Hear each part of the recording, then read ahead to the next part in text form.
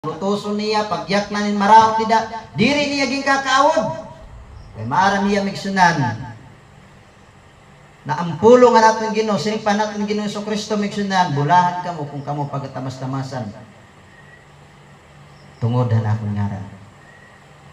Panagkalipay kamo, sumala na itong Bible study at tununan Domingo migsunan. Di ba? Mateo?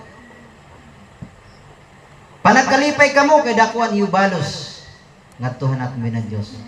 Pero siringan natin Ginoo migsunan, pinagi ka ng Apostol Pedro, ayaw tugutin na may paantoson na iyo. Sugad hiyan nakawatan. Sugad hiyan na mamumuno. Sugad hiyan na magburuhathin madautan. Posible nga yan ito niya. Napaantoson kita. Kaya may na nag-declaim na Kristohanon. Pero, kawatan. Kristohanon, pero buhaya. Katawag ito na istorya migsunan dito. Nila ako magsumat ko nino, bahin ka mo may baro. Ganda na itong bugto ang Ginoo ba? Raibiya. Sikat-sikat, bagyap mo ito. Pot-pot na ito dito amon. Pot-pot. May nabili na kuhan cellphone ng iya pasahero. Pagkita nila nabila niya cellphone, aniging buhat, iya dahil ginswap pa iba. Kaya para ko na diri na kuha ay. Pero Kristohanon, ha? Galagad sa Ginoo. Tapos, may daliwat. Amo lagi ito, sikad-sikad.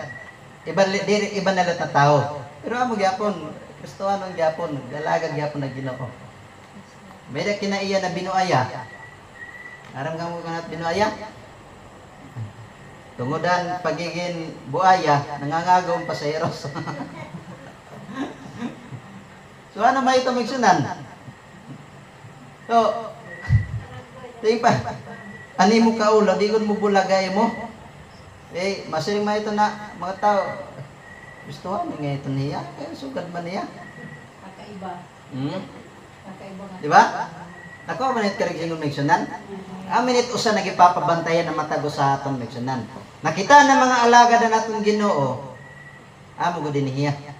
Pero kung hakamatuuran lahin, sakto lang na pamaagi, barugan nato ng katungod naton bilang Kristiyano. Pero manggod, may da inihiya limitasyon migsunan kay bangin madara kitahan naton emosyon, madara kita migsunanhan mga sitwasyon na di kita makakabantay. Hugan mahitabo sumala pa din ay migsunan natin ginisgutan.